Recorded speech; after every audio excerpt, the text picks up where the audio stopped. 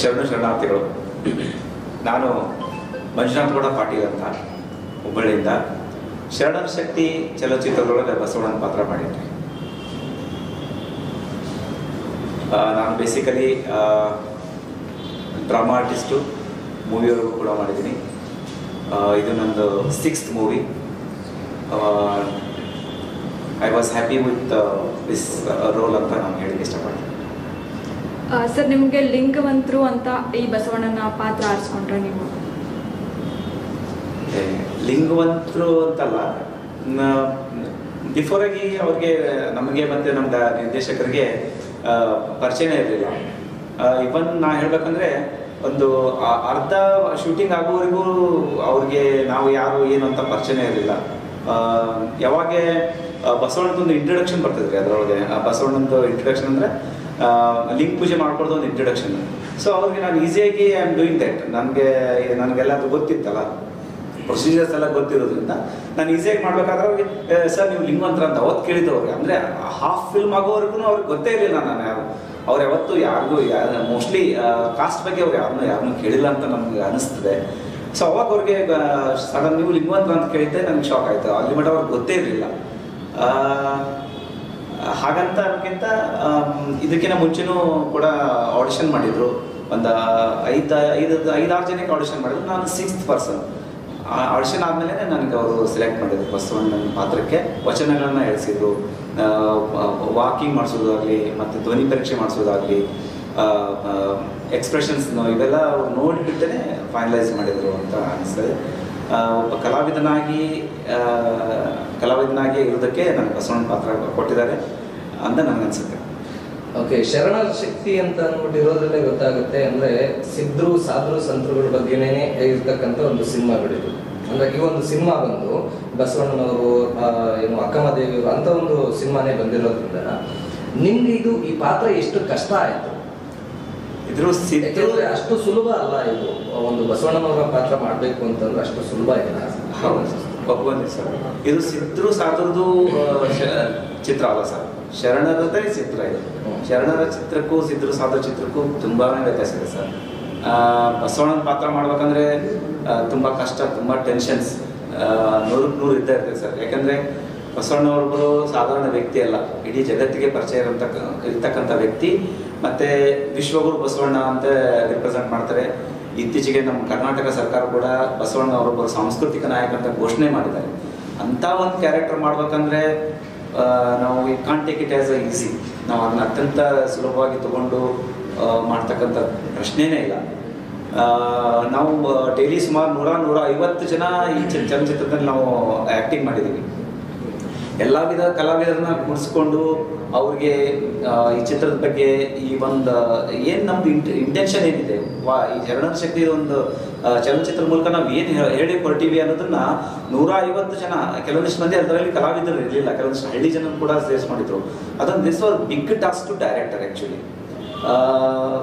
ನನಗೂ ಕೂಡ ಅವರು ಹೇಳಿದರು, ಈ ಬಸವಣ್ಣ ಪಾತ್ರ ಮಾಡಬೇಕಾದ್ರೆ ನೀವು ಕೆಲವೊಂದಿಷ್ಟು ಭಾಗವತ್ ಸರ್ ಅವ್ರು ಮಾಡಿದಂಥ ಮೂವಿ ಆಗಲಿ, ಆಮೇಲೆ ಅಶೋಕ್ ಸರ್ ಮಾಡಿದಂಥ ಮೂವಿ ಇವೆಲ್ಲ ನೋಡ್ರಿ ಅಂತ ನಮ್ಗೆ ರೆಫರ್ ಕೊಟ್ಟಿದ್ರು. ಸೊ ನಾನು ಅದನ್ನು ನೋಡಿಕೊಂಡು, ಆಮೇಲೆ ಕೆಲವೊಂದಿಷ್ಟು ಅವ್ರ ಭಾವಚಿತ್ರಗಳನ್ನ ನೋಡಿಕೊಂಡು ಅವ್ರು ಯಾರಿಗೆ ಇರ್ತಿದ್ರು ಅಂತ ನಾನು ಕಲ್ಪನೆ ಮಾಡಿಕೊಂಡು ಇದನ್ನ ಆ್ಯಕ್ಟಿಂಗ್ ನಾನು ಒಪ್ಕೊಂಡು ಈ ಪಾತ್ರ ನನ್ನ ಸಿಕ್ಕಿದ್ದು ನನ್ನ ಪುಣ್ಯ.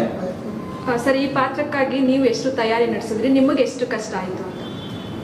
ಮೋಸ್ಟ್ಲಿ ಆಲ್ಮೋಸ್ಟ್ ಅದನ್ನೇ ಕವರ್ ಮಾಡಿದೆ ಅನ್ಕೊತೀನಿ.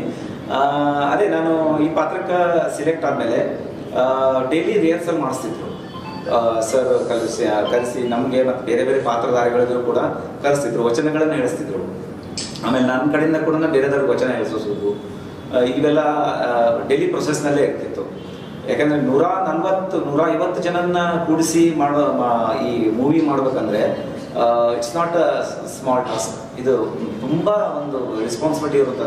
ಪ್ರತಿಯೊಬ್ಬರು ಎಲ್ಲಿ ಕೊಡಬೇಕು, ಯಾವ ಪೊಸಿಷನ್ ಒಳಗೆ ಇರಬೇಕು, ಆಮೇಲೆ ಅವ್ರದ್ದು ಬಾಡಿ ಮೂಮೆಂಟ್ ಏನು, ಅವ್ರು ಹೇಗಿರಬೇಕು, ಇದೆಲ್ಲವನ್ನು ಪ್ರತಿಯೊಂದನ್ನು ಗಮನಿಸ್ಕೋಬೇಕಾಗ್ತದೆ. ಸೊ ಆ ರೀತಿಯಾಗಿ ಆಮೇಲೆ ನಾನು ಅಷ್ಟು ಜನರ ಜೊತೆಗೆ ನಾನು ಒಬ್ಬ ಲೀಡ್ ಕ್ಯಾರೆಕ್ಟರ್. ಸೊ ಅವೆಲ್ಲ ಜನರನ್ನು ನಾನು ರಿಪ್ರೆಸೆಂಟ್ ಮಾಡ್ತಾ ಇರ್ತೀನಿ. ನಾನು ಅಲ್ಲಿರ್ಬೇಕು, ಮೇನ್ ಕೇಂದ್ರ ಬಿಂದು ಆಗಿರೋದ್ರಿಂದ ನನ್ನ ಮೇಲೂ ಸಾಕಷ್ಟು ಜವಾಬ್ದಾರಿ ಇತ್ತು. ಸೊ ನಾನು ಅದಕ್ಕೋಸ್ಕರನೇ ಸುಮಾರು ವಚನಗಳನ್ನು ನಾವು ಮೊದಲೇ ಬಂದಿರೋದ್ರಿಂದ ವಚನಗಳ ಬಗ್ಗೆ ನಮಗೆ ಗೊತ್ತಿತ್ತು. ಆದರೂ ಕೂಡ ಈ ಚಿತ್ರಕ್ಕಾಗಿ ಮತ್ತೆ ಹೆಚ್ಚು ವಚನಗಳನ್ನು ಹೇಳ್ಕೊಳ್ಳೋದು, ಆಮೇಲೆ ಮೂವಿಗಳನ್ನು ನೋಡೋದು, ನಾಟಕಗಳನ್ನು ಮತ್ತು ಕೆಲವೊಂದು ಸ್ಟೋರೀಸ್ನ ರೆಫರೆನ್ಸ್ ಮಾಡ್ಕೊಂಡಿದ್ವಿ ನಾವೆಲ್ಲ, ಕಥೆಗಳನ್ನು ಬೇರೆ ಶರಣರ ಒಂದು ಕಥೆಗಳನ್ನು ಕೂಡ ರೆಫರ್ ಮಾಡ್ಕೊಂಡಿದ್ವಿ. ಸರ್, 12ನೇ ಶತಮಾನದಲ್ಲಿ ಬಸವಣ್ಣ ಶ್ರೇಷ್ಠ ವಚನಕಾರರು ಅನುಭವ ಮಂಟಪ ಕೂಡ ಸ್ಥಾಪನೆ ಮಾಡ್ತಾರೆ. ಅದ್ರ ಬಗ್ಗೆ ಹೇಳೋದಿದ್ರೆ ಏನು ಹೇಳ್ತೀರಾ? ನೀವು ಅನುಭವ ಮಂಟಪದಲ್ಲಿ ಶೂಟಿಂಗ್ ನಡೆದಿದೆಯಾ? ಏನಾದರೂ ಅದ್ರ ಬಗ್ಗೆ ಹೇಳೋದಿದ್ರೆ? ಅನುಭವ ಮಂಟಪ ಶೂಟಿಂಗ್ನೊಳಗೆ ನನಗೆ ಅನಿಸ್ತು ನಾವು ಅನುಭವ ಮಂಟಪದೊಳಗೆ ಇದ್ದೀವಿ ಅಂತ ಅನಿಸ್ಬಿಡ್ತೇವೆ. ಯಾಕೆಂದರೆ ಎಲ್ಲ 150 ಜನ ಕಲಾವಿದರೆಲ್ಲರೂ ಕುತ್ಕೊಂಡಿದ್ದಾರೆ ಅವ್ರವ್ರ ಸ್ಥಾನದಲ್ಲಿ. ಮಹಾಮಾ ಶರಣರು ಕೂಡ ಅನುಭವ ಮಂಟಪಕ್ಕೆ ಬರುವಂಥ ಒಂದು ಸೀನ್, ಅವ್ರ ಇಂಟ್ರೊಡಕ್ಷನ್ ಆಗುವಂಥ ಸೀನ್, ಒಬ್ಬ ವೇಶ್ಯಾವಾಟಿಕೆ ಮಾಡ್ತಕ್ಕಂಥ ಸಂಕವೇ ಶಿವಶರಣ ಸಂಕವೇ ಆಗಿ ಕನ್ವರ್ಟ್ ಆಗುವಂಥ ಒಂದು ಸೀನು, ಮಾದಾರ ಒಬ್ಬ ಚೆನ್ನೈನವರು ಬರ್ತಕ್ಕಂಥ ಸೀನು, ಹೀಗೆ ಹಲವಾರು ಶರಣರು, ಸಿದ್ದರಾಮೇಶ್ವರವರು, ಚನ್ನಬಸವಣ್ಣನವರು, ಅಕ್ಕನಾಗಂಬಿಕೆ, ಹೀಗೆ ಸುಮಾರಷ್ಟು ಶರಣರು ಅಲ್ಲಿ ಬರ್ತಕ್ಕಂಥ ಒಂದು ಏನು ಸೀನಲ್ಲಿ ನಾವು ಈಗ ಫಿಲ್ಮ್ ಮಾಡ್ತಾ ಇದ್ದೇವೆ ಅಥವಾ we are living in that 12ನೇ ಶತಮಾನದಲ್ಲಿ ಇದ್ದೀವ ಅಂತ ಅನ್ನೋಷ್ಟು ಮಟ್ಟಿಗೆ ನಾವು ಇನ್ವಾಲ್ವ್ ಆಗಿದ್ವಿ. ಅದೊಂದು ಅದ್ಭುತ ಅನುಭವ. ಆಮೇಲೆ ನಾವು ಪಾತ್ರ ಅದು ಬಸವಣ್ಣನ ಡ್ರೆಸ್ ಹಾಕೊಂಡು ಬಂದ ತಕ್ಷಣ ಹಳ್ಳಿಯಲ್ಲಿ ನಡೆದಿತ್ತು ಶೂಟಿಂಗ್.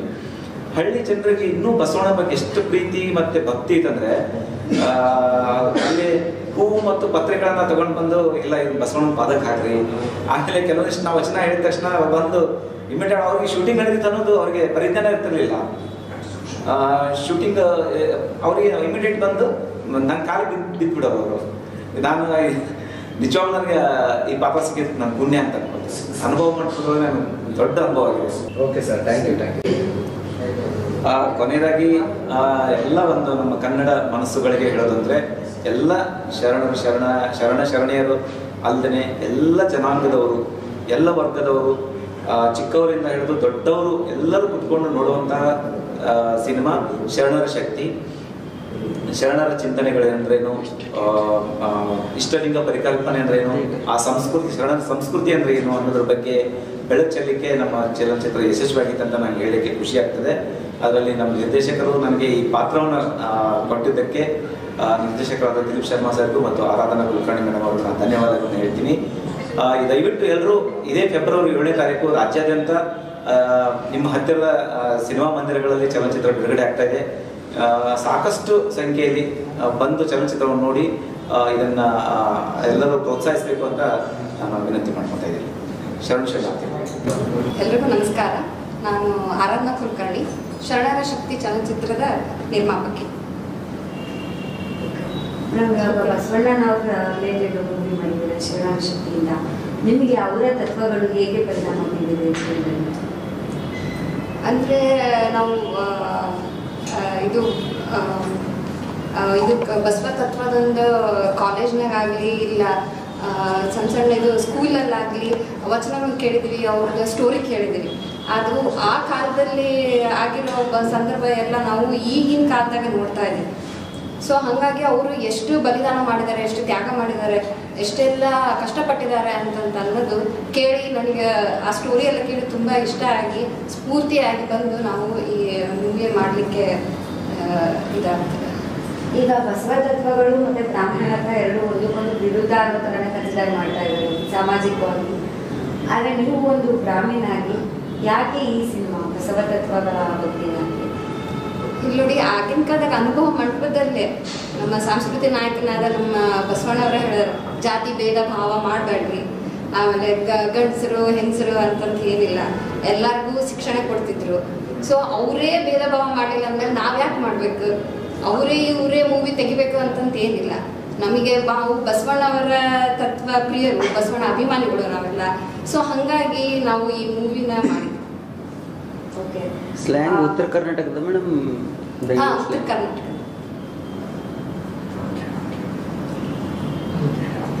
ಈಗ ಫಿಲ್ಮ್ ಚೇಂಬರ್ ಅಲ್ಲಿ ಒಂದು ವಿವಾದ ಆಯಿತು ಸ್ವಲ್ಪ ದಿನದಿಂದ, ಜಾಗತಿಕ ಲಿಂಗಾಯತ ಸಂಘಟನೆಗಳು ಮೊದಲನೇ ಮೂವಿನಲ್ಲಿ ಇಷ್ಟೆಲ್ಲ ಕಾಂಟ್ರವರ್ಸಿ ಬೇಕಿತ್ತ, ಮತ್ತೆ ಏನಾಯ್ತು ಎಂಡ್ ಆಫ್ ದ ಡೇ? ನಮ್ಮ ಸುರೇಶ್ ಚೇಂಬರ್ ಡೈರೆಕ್ಟರ್ ಫೋನ್ ಮಾಡಿದ್ರು, ನಾವು ಬಂದಿದ್ವಿ. ಅಲ್ಲಿ 50ಕ್ಕೂ ಹೆಚ್ಚು ಕಂಪ್ಲೇಂಟ್ಸ್ ಬಂದಿದ್ದವು. ರಿಯಲಿ ಐ ವಾಸ್ ಶಾಕ್ಡ್ ಅವನ್ನೆಲ್ಲ ನೋಡಿದ್ರೆ. ಫಸ್ಟ್ ಮೂವಿನ ಇಷ್ಟು ಕಾಂಟ್ರವರ್ಸಿ ಆಗಿಬಿಟ್ಟಿದೆಲ್ಲ ಅಂತ. ಅಲ್ಲಿ ಲಿಂಗ ಜಾಗತಿಕ ಅವರು ಬಂದಿದ್ರು, ಅವರು ಕೇಳಿದ್ರು. ನಾವು ಇಲ್ಲ, ಏನಾದರೂ ತಪ್ಪಿದ್ರೆ ತಿದ್ದುಪಡಿ ಮಾಡ್ತೀವಿ, ನಿಮಗೆ ಒಂದ್ಸಲ ಮೂವಿ ತೋರಿಸ್ಬಿಟ್ಟು ಆಮೇಲೆ ನಾವು ರಿಲೀಸ್ ಮಾಡ್ತೀವಿ ಅಂತ ಹೇಳಿ ಆ ಥರನೇ ನಾವು ಮಾಡಿದ್ವಿ. ಎಲ್ಲರೂ ಈಗ ಯಾರ್ಯಾರು ಏನೇನು ಅಬ್ಜೆಕ್ಷನ್ ಮಾಡಿದ್ರು ಅವರೇ ಸಪೋರ್ಟ್ ಮಾಡ್ತಾ ಇದ್ದಾರೆ, ಎಲ್ಲರೂ ಸೇರಿ. ಈಗ ಅವರೇ ನಮಗೆ ನಿಂತು ರಿಲೀಸ್ ಮಾಡಲಿಕ್ಕೆ ಸಪೋರ್ಟ್ ಮಾಡ್ತಿದ್ದಾರೆ, ಹೆಲ್ಪ್ ಮಾಡ್ತಾರೆ. Okay, super. ಮೇಡಮ್, ಹಾಕಿರೋ ಬಂಡವಾಳ ವಾಪಸ್ ಬರುತ್ತೆ ಅನ್ನೋ ಗ್ಯಾರಂಟಿ ಇದೆಯಾ ನಿಮಗೆ? ಅಂದರೆ ಈಗ ಜನರಲ್ ಆಗಿ ನೋಡ್ತಾ ಇದ್ದಾರೆ ಯಾವ್ಯಾವ ಥರ ಸಿನಿಮಾಗಳು ಬರ್ತಾ ಇದೆ, ಯಾವ ಸಿನಿಮಾ ಜನ ಜಾಸ್ತಿ ಸಪೋರ್ಟ್ ಮಾಡ್ತಿದ್ದಾರೆ ಅನ್ನೋದನ್ನ.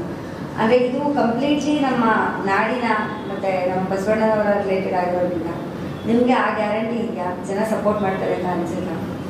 ಮಾಡ್ತಾರೆ, ಗ್ಯಾರಂಟಿ ಮಾಡ್ತಾರೆ. ಮಾಡಿದರೆ ನಮಗೆ ಅದು ಬಸವಣ್ಣನ ಪ್ರಸಾದ ಅಂತ ಸ್ವೀಕರಿಸ್ತೀವಿ. ಇಲ್ಲೇ ಬಸವಣ್ಣನ ಸೇವೆ ಅಂತಂತ ಹೇಳಿ ಸುಮ್ಮನಾಗ್ಬಿಡ್ತೀವಿ. ನೀವು ಮೂವಿಯಲ್ಲಿ ಅಕ್ಕ ನಾಗಮ್ಮನ ಪಾತ್ರ ಕೂಡ ಮಾಡಿದ್ದೀರಾ, ಹೇಗಿತ್ತು ಎಕ್ಸ್ಪೀರಿಯನ್ಸ್ ನಿಮ್ಮ? ತುಂಬ ಚೆನ್ನಾಗಿತ್ತು. ಅದಕ್ಕೆಲ್ಲ ನಾವು ರಿಹರ್ಸಲ್ ಮಾಡ್ತಿದ್ವಿ, ವಚನಗಳನ್ನು ಕಟ್ ಮಾಡ್ತಿದ್ವಿ, ಹೇಗೆ ಅವ್ರದ್ದೆಲ್ಲ ಸ್ಟೋರಿ ಕೇಳಿದ್ವಿ. ಎಷ್ಟು ಬ್ರೇವ್ ವುಮೆನ್ ಅಂತಂತ ಹೇಳಿ ಎಷ್ಟೆಲ್ಲ ಕಷ್ಟಪಟ್ಟಿದ್ರು ಅಂತೇಳಿ. ಕಲ್ಯಾಣ ಕ್ರಾಂತಿ ಆದಾಗ ಅವರು ವಚನಗಳ ಸಾಹಿತ್ಯನ ಕಾಪಾಡಲಿಕ್ಕೆ ಎಷ್ಟೆಲ್ಲ ತ್ಯಾಗ ಮಾಡಿದ್ರು, ಎಷ್ಟೆಲ್ಲ ಕಷ್ಟಪಟ್ಟಿದ್ರು ಅಂತಂತ ಹೇಳಿ ಅವನ್ನೆಲ್ಲ ಕೇಳಿ ನಾವು ಆ ಥರನೇ ರಿಹರ್ಸಲ್ ಮಾಡ್ತಿದ್ವಿ. ಹೆಂಗೆ ಪೊಸಿಷನ್ ಹೆಂಗಿರಬೇಕು, ಯಾವ ಥರ ಬ್ರೇವಾಗಿ ನಿಂತಿರಬೇಕು, ಮಾತಾಡಬೇಕು, ಇವೆಲ್ಲ ಮಾಡ್ತೀವಿ. ಓಕೆ, ಇವಾಗ ಫೆಬ್ರವರಿ 7th ರಿಲೀಸ್ ಆಗ್ತಾ ಇದೆ cinema. So all over Karnataka release ಮಾಡ್ತಾ ಇದ್ದೀರಾ. ಥಿಯೇಟರ್ಸ್ ಎಲ್ಲ ಹೇಗೆ ಸೆಟಪ್ ಆಗಿದೆ ಮೇಡಮ್? ಹೇಗಿದೆ ಪ್ರಿಪ್ರೇಷನ್ಸ್ ಎಲ್ಲ? ಈಗ ಎಲ್ಲ ಕಡೆ ಪಬ್ಲಿಸಿಟಿ ಅಂತೂ ಮಾಡ್ತಾ ಇದ್ದಾರೆ ಮೇಡಮ್. ಥ್ರೂ ಮೀಡಿಯಾ ಆಗಲಿ, ಯೂಟ್ಯೂಬ್ ಆಗಲಿ ಎಲ್ಲ ಕಡೆ ಮಾಡ್ತಾ ಇದ್ದೀವಿ. ನೋಡ್ಬೇಕು ರೆಸ್ಪಾನ್ಸ್ ಹೆಂಗೆ ಬರುತ್ತೆ.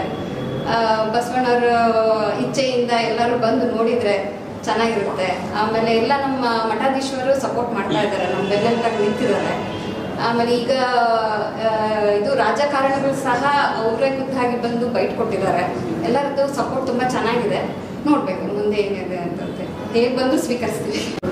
ನಾನು ಡಾಕ್ಟರ್ ಶ್ರುತಿ ಹೆಗ್ಡೆ ಅಂತ, ತುಮಕೂರಲ್ಲಿ MD ಡರ್ಮಟಾಲಜಿ ಮುಗಿಸಿದ್ದೀನಿ. ನಾನು MS ಯೂನಿವರ್ಸಿಟಿ 2024 ಕೂಡ ಇಂಡಿಯಾಕ್ಕೆ ಫಸ್ಟ್ ಕ್ರೌನ್ ತೊಗೊಂಡು ಬಂದಿರೋ ವ್ಯಕ್ತಿ. ಇವಾಗ ನಾನು ಶರಣರ ಶಕ್ತಿ ಚಿತ್ರದಲ್ಲಿ ಸಂಕವನ ಪಾತ್ರ ನಿರ್ವಹಿಸಿದ್ದೀನಿ. ಹೇಗಿತ್ತು ಶರಣರ ಶಕ್ತಿ ಎಕ್ಸ್ಪೀರಿಯನ್ಸ್ ನಿಮಗೆ? ಆ್ಯಸ್ ಮಿಸ್ ಯೂನಿವರ್ಸ್ ಇದು ಮಾಡ್ಕೊಂಡಿದ್ದೀರಾ, ಒಂದು ಕಡೆ ಈ ಕಡೆ ಮಾಡಲಿಂಗ್ ಅಲ್ಲಿ ಮಾಡ್ತಾ ಇದ್ವಿ, ಇವಾಗ ನಮ್ಮ ಪೌರಾಣಿಕ ಅಥವಾ ಐತಿಹಾಸಿಕ ಆ ಥರ ಮೂವಿ ಮಾಡ್ತಾ ಇದ್ದೀರಾ. ಹೇಗಿತ್ತು ಡಿಫ್ರೆನ್ಸ್ ಅಥವಾ ಎಕ್ಸ್ಪೀರಿಯನ್ಸ್? ಇದೆರಡು 2 ಡಿಫ್ರೆಂಟ್ ಫೀಲ್ಡ್. ಒಂದು ಮಾಡಲಿಂಗಲ್ಲಿ ನಾವು ಮಾಡರ್ನ್ ಆಗಿರ್ತಾ ಇರ್ತೀವಿ, ಶರಣರ ಶಕ್ತಿಯಲ್ಲಿ ಫುಲ್ ಟ್ರೆಡಿಷನಲ್, ಆ್ಯಂಡ್ 2 ಡಿಫ್ರೆಂಟ್ ಸೆಂಚುರೀಸನ್ನ ನಾವು ಹ್ಯಾಂಡಲ್ ಮಾಡ್ತಾ ಇರ್ತೀವಿ. ಅದರ ಥರ ತುಂಬ ಚಾಲೆಂಜಿಂಗ್ ಆಗಿರ್ತಿತ್ತು. ಆ್ಯಂಡ್ ಬಟ್ ಆದರೆ ಚಾಲೆಂಜಿಂಗ್ ಅನ್ನೋಕ್ಕಿಂತ ನಾನು ಬಂದಾಗ ಆ ವಾತಾವರಣ ನನಗೆ ದಿಸ್ ಈಸ್ 12th century ಅನ್ನೋ ಫೀಲ್ ಕೊಡ್ತಾ ಇತ್ತು. ಸೊ ಅದು ನನಗೆ ತುಂಬ ಕಷ್ಟ ಆಗಲಿಲ್ಲ, ಯಾಕೆಂದರೆ ಎಲ್ಲರೂ ಸಪೋರ್ಟಿವ್ ಆಗಿದ್ರು. ಮತ್ತು ಪ್ರತಿಯೊಬ್ಬರದು ಡ್ರೆಸ್ ಹಾಕೊಂಡಿರ್ಬೋದು, ಯಾವ ಪಾತ್ರ ಅದರಲ್ಲಿ ಇದ್ದಿದ್ದಕ್ಕೆ ಎಲ್ಲ ಒಂಥರ ಕೋರಿಲೇಟ್ ಆಗಿಬಿಟ್ಟು ನನಗೆ ಈ ಪಾತ್ರ ಅಷ್ಟು ಕಷ್ಟ ಆಯಿತು ಅಂತ ನನಗೆ ಫೀಲ್ ಆಗ್ತಾ ಇರಲಿಲ್ಲ. ಸಡನ್ನಾಗಿ ನಾನು ಮಾಡರ್ನಾಗೂ ಚೇಂಜ್ ಆಗ್ತಿದ್ದೆ, ಸಡನ್ನಾಗಿ ನಾನು ಟ್ರೆಡಿಷನಾಗೂ ಚೇಂಜ್ ಆಗ್ತಿದ್ದೆ. So that was my experience. Okay, ಇದರಲ್ಲಿ ಸಂಕವನ್ ಪಾತ್ರ ಮಾಡಿದ್ದೀರಾ. ಅದರಲ್ಲಿ ಒಂದು ಭರತನಾಟ್ಯಂ ಡ್ಯಾನ್ಸರ್ ಥರ, ಲೈಕ್ ಈಗಿಂದ ಜನರೇಷನಲ್ಲಿ ಹೇಳಿದ್ರೆ ಒಂದು ಐಟಮ್ ಸಾಂಗ್ ಅಂತ ಹೇಳ್ಬೋದು ಅದನ್ನು ಆಗಿನ ಕಾಲಕ್ಕೆ. ಸೊ ಅದೇ ಹೇಗಿತ್ತು ಎಕ್ಸ್ಪೀರಿಯನ್ಸ್? ಸೊ ಫಸ್ಟ್ ಟೈಮ್ ನನಗೆ ಹೇಳಿದ್ರು ಒಂದು ಐಟಮ್ ಸಾಂಗ್ ಇದೆ ಬಸವಣ್ಣವರ ಮೂವಿನಲ್ಲಿ ಅಂತ. ನನಗನ್ಸಿದ್ದು ಬಸವಣ್ಣವ್ರ ಮೂವಿನಲ್ಲಿ ಐಟಮ್ ಸಾಂಗ್ ಹೆಂಗೆ ಬರುತ್ತೆ ಅಂತ. ಸೊ ಆಮೇಲೆ ಸಾಂಗ್ ಕೇಳಿದೆ ನಾನು, ಸಾಂಗ್ ಸೂಪರ್ ಆಗಿತ್ತು. ನಾನು ಆಮೇಲೆ ಯಾವ ಥರ ಡಾನ್ಸ್ ಮಾಡ್ಬೋದು ಇದಕ್ಕೆ ಅಂತ. ಸೊ ಒಬ್ಬರು ಕೊರಿಯೋಗ್ರಾಫರ್ಸ್ ಇದ್ದರು, ಅದು ಡಾನ್ಸ್ ನೋಡಿಬಿಟ್ಟು ನನಗೆ ಅನ್ನಿಸ್ತು ತುಂಬ ಚೆನ್ನಾಗಿ ಮಾಡಿದ್ದಾರೆ ಅಂತ. I was blessed to be there. So ಮತ್ತೆ ನನಗೆ ಅರೌಂಡ್ 25 years ಆಗಿದೆ ನಾನು ಭರತನಾಟ್ಯಂ ಡಾನ್ಸ್ ಮಾಡ್ತಾ. ಸೊ ಒಂದು ಮೂವಿನಲ್ಲಿ ನಾನು ಚಾನ್ಸ್ ಕೊಟ್ಟಿದ್ದು ಫಸ್ಟ್ ಟೈಮ್. ನನ್ನ ಮೂವಿನಲ್ಲಿ ನನ್ನ ಟ್ಯಾಲೆಂಟ್ ನಾನು ತೋರ್ಸೋಕ್ಕೆ ಅವಕಾಶ ಕೊಟ್ಟಿದ್ದು ದಿಲೀಪ್ ಶರ್ಮಾ ಸರ್ ಅವರು. ಬಂದ ತಕ್ಷಣ ಐ ವಾಸ್ ವೆರಿ ಹ್ಯಾಪಿ, ಯಾಕೆಂದರೆ ಫುಲ್ ಡೇ ಶೂಟಿಂಗ್ ಮಾಡುವಾಗ ಇಡೀ ದಿನ ನಾನು ಡಾನ್ಸ್ ಮಾಡ್ತಿರ್ಬೇಕು. I love the entire experience. That was the most memorable experience, dance ಮಾಡ್ತಾ. And even though it's item song, but you will realise, ನೋಡಿದ ತಕ್ಷಣ ಗೊತ್ತಾಗುತ್ತೆ ಎಷ್ಟು ಸ್ಟ್ಯಾಂಡರ್ಡ್ ಆಗಿ ಕೂಡ, ಎಷ್ಟು ತೂಕವಾಗಿ ಕೂಡ ಐಟಮ್ ಸಾಂಗ್ ಮಾಡ್ಬೋದು.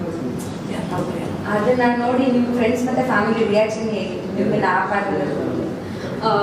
ಫ್ರೆಂಡ್ಸಿಗೆ ಅದರಲ್ಲಿ ಮೂವಿನಲ್ಲಿ ಸಾಂಗಲ್ಲಿ ನೋಡುವಾಗ ನನ್ನ ಥರನೇ ಇದೆ. ಸೊ ಎಲ್ಲರಿಗೂ ಈ ಚೆನ್ನಾಗಿ ಕಾಣ್ತಾ ಇದೆಯಾ ಅಂತ. ಸಡನ್ ಆಗಿ ಅದು ಶರಣೆ ಆದ ತಕ್ಷಣ ನಾನು ಯಾರು ಅದು ಯಾರು ಅಂತ ಮುಖದಲ್ಲಿ ತುಂಬ ವ್ಯತ್ಯಾಸ ಕಾಣಿಸ್ತಾ ಇತ್ತು. ಸೊ ಅವರು ನೀನೇನಾ ಫುಲ್ ಶಾಕ್ ಆಗಿ ಈ ಥರ ನಾವು ನೋಡೇ ಇಲ್ಲ ನನ್ನ ಅಂತ ನನಗೆ ಕೂಡ ಒಂದು ಮಿರರಲ್ಲಿ ನಾವು ನಿಂತ್ಕೊಂಡ ತಕ್ಷಣ ಇಲ್ಲ ನನಗೆ ನಾನು ನೋಡ್ಕೊಳ್ಳುವಾಗ ಅನಿಸ್ತಾ ಇತ್ತು ನಾನು ಈ ಥರನೂ ಕಾಣಿಸ್ತೀನ ಅನ್ನೋ ಅಂತ. So this movie gave me a different look. ನಿಮ್ಮ ನಿಜ ಜೀವನದಲ್ಲಿ ಬಸವಣ್ಣನವ್ರನ್ನ ಯಾವ ರೀತಿ ತಗೊಂಡಿದ್ದೀರಾ? ಬೈ ಎನಿ ಚಾನ್ಸ್ ಅವ್ರ ತತ್ವಗಳನ್ನ ಎಲ್ಲಾದರೂ ಅಳವಡಿಸ್ಕೊಂಡಿದ್ದೀರಾ ಅಂತ? ನಾನು ಚಿಕ್ಕ ವಯಸ್ಸಿಂದಲೂ ನಮ್ಮ ಪೇರೆಂಟ್ಸು ಇಕ್ವಾಲಿಟಿ ಬಗ್ಗೆ ಹೇಳ್ತಾನೆ ಇರ್ತಾರೆ, ಮತ್ತು ವರ್ಕ್ ಇಸ್ ವರ್ಷಿಪ್ ಅಂತ. ನಮ್ಮ ಡ್ಯಾಡಿ ಕೂಡ ಡಾಕ್ಟ್ರೇ, ಬಟ್ ಈ ಡಸ್ ಸೋಷಿಯಲ್ ಸರ್ವಿಸ್ ಇಲ್ಲ. So equality, work, passion for life and social service, ಇದ್ರದ್ದೆಲ್ಲ ಮೌಲ್ಯಗಳು ನಮ್ಮ ಪೇರೆಂಟ್ಸ್ ನನಗೆ ಯಾವತ್ತೂ ಹೇಳ್ತಾನೆ ಇರ್ತಾರೆ.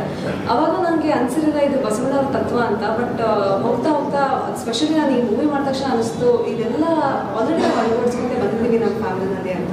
ಸೊ ಎಸ್, ಇವ್ರದ್ದು ತತ್ವಗಳನ್ನೆಲ್ಲ ನಾವು ಅಳವಡಿಸ್ಕೊಂಡೆ. ಎಲ್ರಿಗೂ ನಮಸ್ಕಾರ. ನನ್ನ ಹೆಸರು ಗಿರೀಶ್ ಗೌಡ ಅಂತೇಳಿ. ನಾನು ಮೂಲತಃ ಹಾಸನದವ. ಈ ಒಂದು ಶರಣರ ಶಕ್ತಿ ಸಿನಿಮಾದಾಗ ನಾನು ಅರ್ಜುನಕೇರಿ ಮುಖ್ಯ ಕಾಳೆ ಎಂಬ ಒಂದು ಪಾತ್ರವನ್ನು ಮಾಡಿದ್ದೇನೆ. ಇಂಥ ಒಂದು ಪಾತ್ರ ಅದ್ಭುತವಾದ ಪಾತ್ರ. ಈ ಪಾತ್ರ ನನಗೆ ಸಿಕ್ಕಿರೋದು ನನಗೆ ಬಹಳ ಸಂತೋಷವಾಗ್ತದೆ. ಸರ್, ಶರಣರ ಶಕ್ತಿಯಲ್ಲಿ ನಿಮ್ಮ ಪಾತ್ರ ಮತ್ತೆ ಪಾತ್ರಕ್ಕೆ ನಿಮ್ಮ ಕೊಡುಗೆ ಏನು? ಪಾತ್ರಕ್ಕೆ ಕೊಡುಗೆ ಅಂತ ಹೇಳ್ಬೇಕಾದ್ರೆ ಮೇಡಮ್, ಈಗ ಯಾವುದೇ ಒಂದು ಶೂಟಿಂಗ್ ನಡಿಬೇಕಾದ್ರೂ ಕೂಡ ಒಂದು 90 days ಒಂದು ಇಷ್ಟ ಆಗ್ತದೆ. ಸೊ ಈ ಒಂದು ಶರಣರ ಶಕ್ತಿ ಒಂದು ಸಿನಿಮಾ ಒಂದು 42 days ಆಗ್ತು ಅಂತ ಹೇಳಿ ನಾನು ಅನ್ಕೋತೀನಿ. ಇದರಲ್ಲಿ ನಂದೊಂದು 10 days ಬಂತು ಈ ಸಿನಿಮಾದಲ್ಲಿ. ಆ ಒಂದು 10 days ನಾನು ಸೆಟ್ಟಿಗೆ ಹೋದ್ರೆ ಡೈಲಿ 100 ಒಂದು 150 ಆರ್ಟಿಸ್ಟ್ ಡೈಲಿ ಬರ್ತಾ ಇದ್ರು ಮೇಡಮ್ ಈ ಸೆಟ್ಗೆ. ಅದಕ್ಕಿಂತ ಹೆಚ್ಚು ವಿಚಾರವಾಗಿ ಹೇಳ್ಬೇಕು ಅಂದ್ರೆ ಈ ಒಂದು ಜಾಡದ ರೊಟ್ಟಿ ಆಗಿರ್ಬೋದು, ಈ ಖಾರ ಚಟ್ನಿ, ಆಮೇಲೆ ಅನ್ನ, ಸಾಂಬಾರು, ಈ ಪಲ್ಯ, ಈ ಸ್ವೀಟು ಕಂಪಲ್ಸರಿ ಡೈಲಿ ಇದ್ದೇ ಇರ್ತಿತ್ತು ಈ ಸಿನಿಮಾ ಸೆಟ್ಟಾಗ. ಎಲ್ಲದಕ್ಕಿಂತ ಹೆಚ್ಚಾಗಿ ಹೇಳ್ಬೇಕು ಅಂದ್ರೆ ಈ ಒಂದು ಸೆಟ್ನಾಗ ವಚನಗಳನ್ನ ಕೇಳಿ ಹೇಳ್ತಾ ಇದ್ದು. ಅವಾಗ ನೋಡ್ತೀನಿ ಎಲ್ಲವನ್ನೊಂದು ಮೂಲೆ ದಿಕ್ಕಲ್ಲಿ ಕುಂತ್ಕೊಂಡು ವಚನಗಳು ಹೇಳ್ತಾ ಇದ್ರು. ಅವಾಗ ನಾನು ಆಕ್ಟಿಂಗ್ ಮಾಡೋಣ ಇಲ್ಲ ವಚನ ಕೇಳ್ಕೊಂಡು ಒಂದು ಮೂಲೆಯಲ್ಲಿ ಇರೋಣ ಅಂತೇಳಿ ಅನಿಸ್ತಿತ್ತು. ಅಪ್ಪ ಏನೇ ಕತೆ ಏನು ಅಂತೇಳಿ ಅನಿಸ್ತಾ ಇತ್ತು. ಬಹಳ ಖುಷಿ ಆಯ್ತು. ನೀವು ಹಾಸನದವರು, ಉತ್ತರ ಕರ್ನಾಟಕದ ಪಾತ್ರ ಮಾಡಿದ್ದೀರಾ, ಹೇಗೆ ಅನಿಸ್ತು? ನಾವು ಹಾಸನದವರೇ ಇರ್ಬೋದು, ಬಟ್ ನಾನು ಸ್ಕೌಟ್ ಅಂಡ್ ಗೈಡ್ಸ್ ಅಲ್ಲಿ ನಾನು ಉತ್ತರ ಕರ್ನಾಟಕದಲ್ಲಿ ಕಾರ್ಯನಿರ್ವಹಿಸ್ತಾ ಇದ್ದೆ. ಈ ತರ ಒಂದು ಆಡಿಷನ್ ಇದೆ, ಹಿಂಗೆ ನೀನು ಅಟೆಂಡ್ ಮಾಡು ಅಂತೇಳಿ ನಮ್ಮ ಸ್ನೇಹಿತ ಕಾಲ್ ಮಾಡ್ದ. ಸೊ ನಾನು ಆಡಿಷನ್ ಅಂದ್ರೆ ಯಾವ ರೀತಿ ಇರ್ತದ ಏನೋ ಅನ್ನೋದು ಗೊತ್ತಿಲ್ಲ ನನಗೆ. ಕಲೆ ಅಂದ್ರೆ ತುಂಬಾ ಆಸಕ್ತಿ ಇತ್ತು. ಅವಾಗೆಲ್ಲ ನಾನು ಏನ್ ಮಾಡಿದೆ ಅಂದ್ರೆ ಏರು ಗಡ್ಡೆ ಎಲ್ಲ ಬಿಟ್ಟಿದ್ದೆ ನಾನು. ಇರ್ಲಿ ನಾನು ಸತಿ ಟ್ರೈ ಮಾಡೋಣ ಅಂತೇಳಿ ಹುಬ್ಳಿಗೆ ಹೋದೆ. ಆಡಿಷನ್ ಸ್ಟಾರ್ಟ್ ಆಗಿತ್ತು. ಬಂದು ನೋಡ್ತೀನಿ ತುಂಬಾ ಜನ, ಒಂದು 150 200 ಜನ ಇದ್ದಾರೆ. ಅಪ್ಪ ಇಷ್ಟು ಜನ ಕಲಾವಿದ್ರ ಮಧ್ಯೆ ನಾನು ಆಡಿಷನ್ ಕೊಟ್ಬಿಟ್ಟು ಸೆಲೆಕ್ಟ್ ಆಗ್ಬೇಕನ್ನೋದೇ ನನಗೆ ಬಹಳ ಆಶ್ಚರ್ಯ ಆಗಿತ್ತು. ಹೋಗಿ ನೋಡ್ತೀನಿ ಒಂದು ಕ್ಯಾರೆಕ್ಟರ್ ಇತ್ತು. ಆ ಕ್ಯಾರೆಕ್ಟರ್ಗೆ 20 ಜನ ಪಾರ್ಟಿಸಿಪೇಟ್ ಇದ್ರು. ಈ 20 ಜನ ಮಧ್ಯೆ ನಾನು ಯಾವ ರೀತಿ ಪಾರ್ಟಿಸಿಪೇಟ್ ಮಾಡೋಣ ಅನ್ನೋದು ನನಗೆ ಬಹಳ ಇದಾಯ್ತು. ತಲೆಯಲ್ಲಿ ನೋಡ್ರೆ ಏರ್ ಬೆಳೆ ತುಂಬಾ ಬೆಳೆದೈತೆ. ನಾನು ಗಿಡ್ಡ ಫಸ್ಟ್ ಆಗ್ಲೆಯ, ನಮ್ಮ ಮುಗು ತುಂಬಾ ಗಡ್ಡ. ಇವೆರಡು ನೋಡ್ಕೊಂಡು ಇವರಿಂದ ನಮ್ಮನ್ನು ಸೆಲೆಕ್ಟ್ ಮಾಡ್ತಾರೋ ಇಲ್ವಾ ಅನ್ನೋದು ನನಗೆ ಗೊತ್ತಿಲ್ಲ. ಆಮೇಲೆ ಹೋದೆ, ಕ್ಯಾಮ್ರಲ್ಲಿ ಇಟ್ಬಿಟ್ರು. ನನಗೆ ಫುಲ್ಲು ಗಾಬರಿ ಭಯ. ಇಟ್ಟಿದ್ದಷ್ಟು ಏನಂದ್ರು ಶುರು ಮಾಡಪ್ಪ ಅಭಿನಯ ಅಂತ ಅಂದ್ರು. ನಾನು ಉತ್ತರ ಕರ್ನಾಟಕದಲ್ಲಿ ಕಾರ್ಯನಿರ್ವಹಿಸ್ತಿದ್ರ ನನಗೆ ಒಡನಾಟ ಜಾಸ್ತಿ ಉತ್ತರ ಕರ್ನಾಟಕ ಭಾಗದ ಜನಗಳ ಜೊತೆನೇ ಇತ್ತು. ನನಗೆ ತುಂಬಾ ಜನ ಸ್ನೇಹಿತರು ಉತ್ತರ ಕರ್ನಾಟಕದಲ್ಲೇ ಇದ್ರು. ಆಡಿಷನ್ ಕೊಟ್ಟೆ ಎಲ್ಲ ಆದ್ಮೇಲೆ ಹೊರಗಡೆ ಬಂದು ಕುಂತಿದ್ದೆ. ಸರ್ ಬಂದು ಡೈರೆಕ್ಟ್ ಸರ್ ಒಂದ್ 2 ನಿಮಿಷ ಇಲ್ಲೇ ಕುಂತಿರಪ್ಪ ಹೇಳ್ತೀನಿ ಅಂತ ಅಂದ್ರು. ನಾನು ಇಲ್ಲ ಹೋಗ್ಬಿಡು ನಿನ್ ಮನೆಗೆ, ನೆಕ್ಸ್ಟ್ ನಿನಗೆ ಕರಿತೀನಿ ಅಂತ ಯಾವ್ದೋ ಒಂದು ಹೇಳ್ತಾರೆ ಅಂತ ನಾನು ಅನ್ಕೊಂಡಿದ್ದೆ. ಬಟ್ ಅವ್ರು ಹಂಗಂದಿಲ್ಲ. ನೀವು ಒಂದು ವಿಶೇಷವಾದ ಪಾತ್ರ ಇದ್ರಲ್ಲಿ ಶರಣ ಕಾಳೆಯ ಪಾತ್ರ ಬರ್ತದೆ, ಆ ಕ್ಯಾರೆಕ್ಟರ್ ನೀವು ಸೆಲೆಕ್ಟ್ ಆಗಿದ್ದೀರಾ ಅಂತ ಹೇಳ್ಬಿಟ್ರು. ನನಗೆ ಎಲ್ಲಿಂದ ಏನೋ ಗೊತ್ತಿಲ್ಲ ಮೇಡಮ್. ಯಾಕೆ ಕೆಲಸನೂ ಬೇಡ ಏನೋ ಬೇಡ, ಫಸ್ಟ್ ಪಾತ್ರ ಮಾಡ್ಬಿಡೋದು ಅನ್ನೋ ಫುಲ್ ಜೋಶ್ ಇತ್ತು. ಬಂದೆ, ಕುಂತ್ಕೊಂಡೆ. ಆಯ್ತು ಎಲ್ಲ ಆದ್ಮೇಲೆ ಫೋನ್ ಮಾಡಿದ್ರು. ಹೋದೆ, 3 ದಿನ ರಿಹರ್ಸಲ್ ಇತ್ತು. ಅಲ್ಲಿ ನೋಡ್ತೀನಿ ನಾನು ಮೂಲತಃ ಹಾಸನದವರಾಗಿದ್ರು. ಅಲ್ಲಿ ಉತ್ತರ ಕರ್ನಾಟಕ ಭಾಷೆ, ಬಾರ್ಲೆ ಹೋಗ್ಲಿ ಅಂತೇಳಿ. ಇದು ಯಾಕೆ ನಿಭಾಯಿಸ್ತೀನಿ ಅನ್ನೋದು ಎಲ್ಲ ನಾನು ಕೇಳ್ತಾ ಇದ್ರು ನನ್ನ ಫ್ರೆಂಡ್ಸ್ಗಳೆಲ್ಲ. ನನಗೇನು ಕಷ್ಟ ಏನು ಅನ್ಸಿಲ್ಲ. ಯಾಕಪ್ಪ ಅಂದ್ರೆ ನಾನು ಉತ್ತರ ಕರ್ನಾಟಕದಲ್ಲೇ ಕೆಲಸ ಮಾಡ್ತಿದ್ರಿಂದ ಉತ್ತರ ಕರ್ನಾಟಕ ಭಾಷೆ ಮಾತಾಡೋದು ನನಗೆ ಬಹಳ ಸುಲಭ ಆಯ್ತು. ಏನೋ ಒಂದು 3 ದಿನ ರಿಹರ್ಸಲ್ ಕೊಟ್ಟೆ, ಎಲ್ಲ ಆಯ್ತು.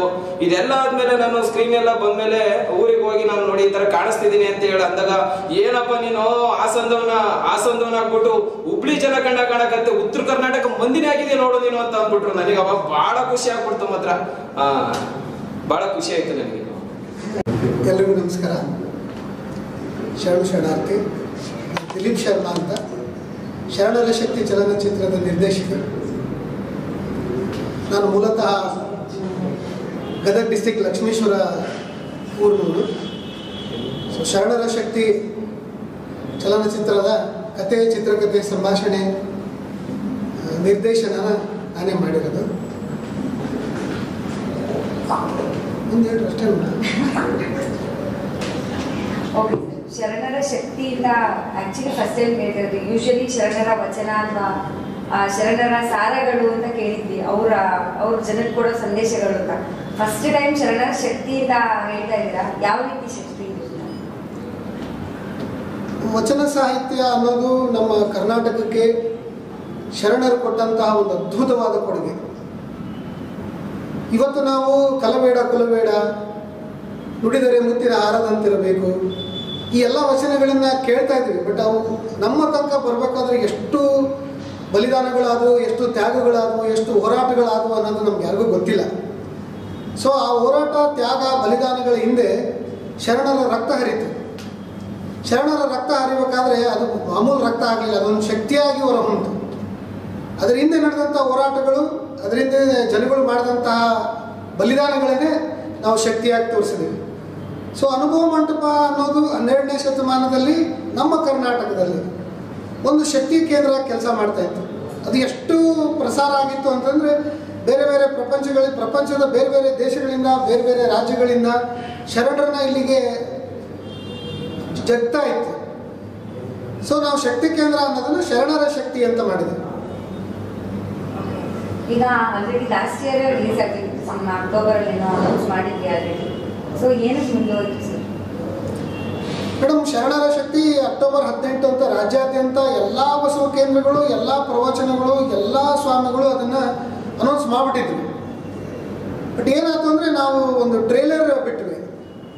ಟ್ರೇಲರಲ್ಲಿ ಒಂದು ಕಾಂಟ್ರವರ್ಸಿ ಡೈಲಾಗ್ ಬಂತು.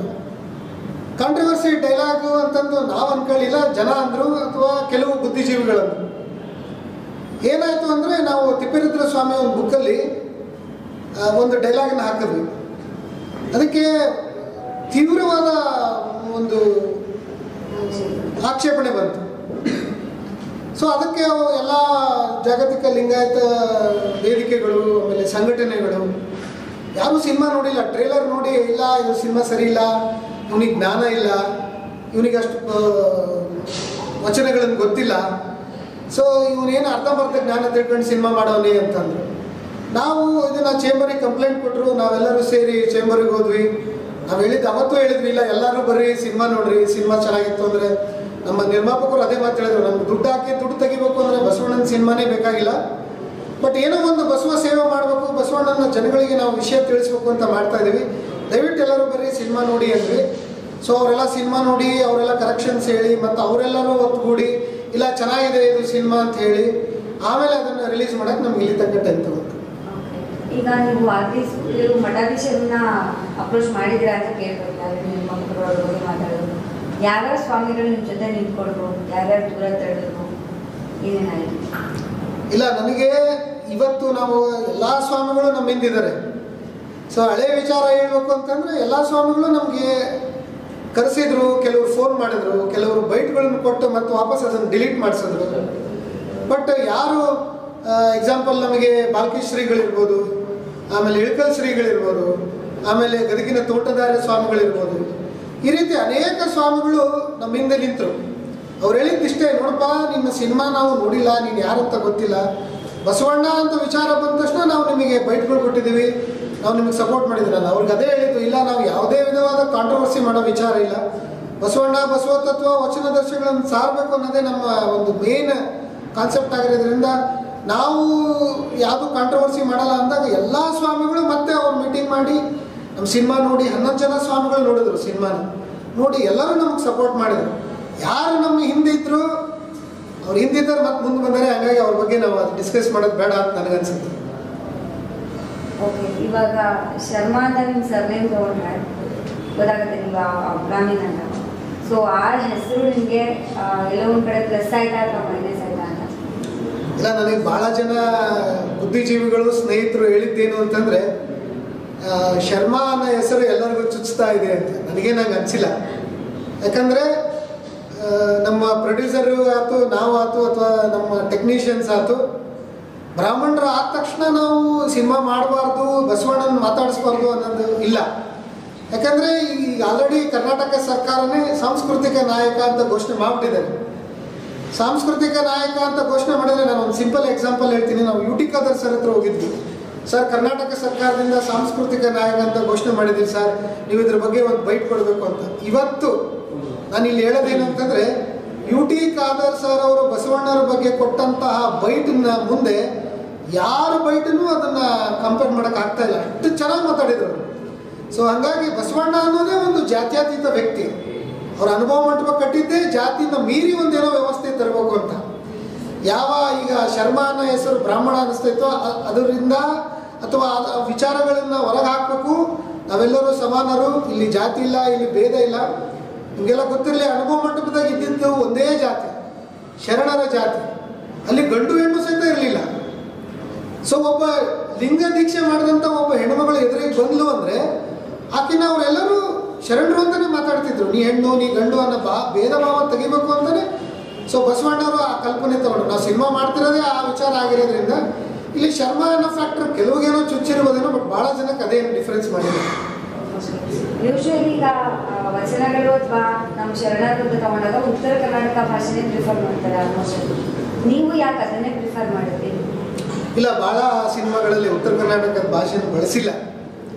ಏನಾಗಿದೆ, ಭಾಗವತರ ಅವ್ರ ಸಿನಿಮಾದಲ್ಲಿ, ಹಳೇ ಬಸವಣ್ಣನ ಸಿನಿಮಾದಲ್ಲಿ ನಾರ್ಮಲ್ ಜನರಲ್ ಭಾಷೆಗಳಿಟ್ಟಿದ್ದಾರೆ.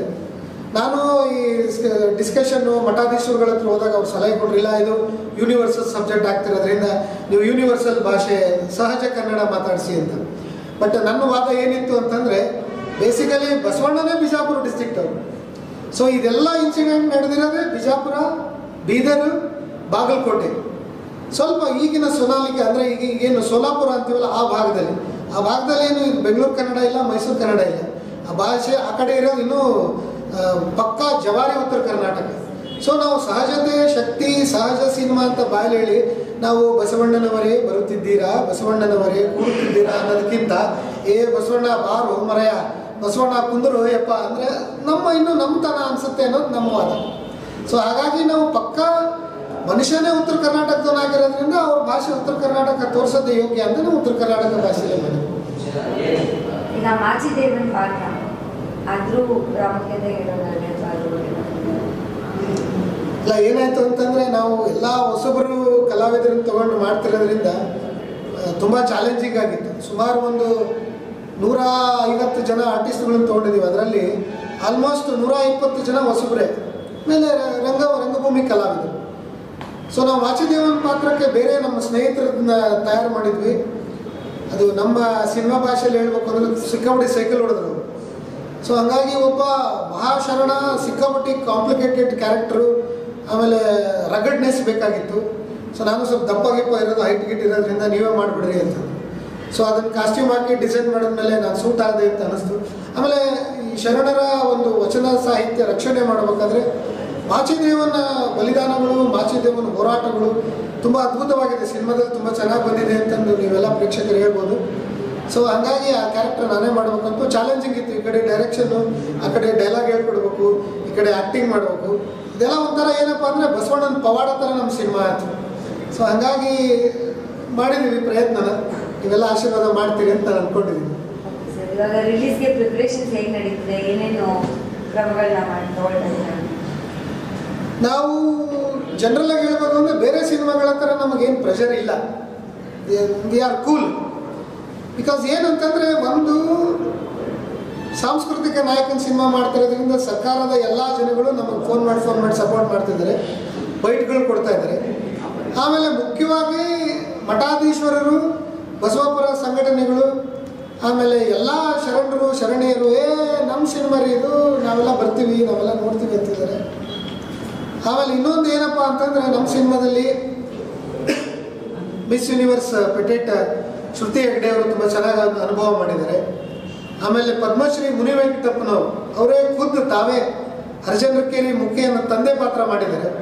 ಇದು ನಮ್ಮ ಅದೇನು ಬಸವಣ್ಣನ ಆಶೀರ್ವಾದ ಅನ್ಕೋಬೇಕು, ಪೂರ್ವಜನ್ಮದ ಪುಣ್ಯ ಅನ್ಕೋಬೇಕು. ಅವರು ಅಷ್ಟು ವಯಸ್ಸಿನಲ್ಲಿ ಪದ್ಮಶ್ರೀ ಆದರೂ ಸಹಿತ ನಮ್ಮ ಸಿನಿಮಾದಲ್ಲಿ ಹಲಗಿ ಬರೆಸಿದ್ದಾರೆ. ತುಂಬ ಚೆನ್ನಾಗಿ ಆ್ಯಕ್ಟ್ ಮಾಡಿದ್ದಾರೆ.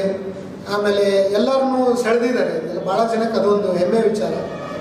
ಆಮೇಲೆ ನಮ್ಮ ಮ್ಯೂಸಿಕ್ ಡೈರೆಕ್ಟರ್ ವಿನು ಮನಸ್ಸು ಅಂತಂದು ತುಂಬ ಚೆನ್ನಾಗಿ ಒಂದು ಏನಾದರೂ ಹೊಸದು ಮಾಡೋಣ ಸರ್, ಬಸವಣ್ಣನ ಸಿನಿಮಾ 50 ವರ್ಷ ಆದಮೇಲೆ ಮಾಡ್ತಾಯಿದ್ದೀವಿ.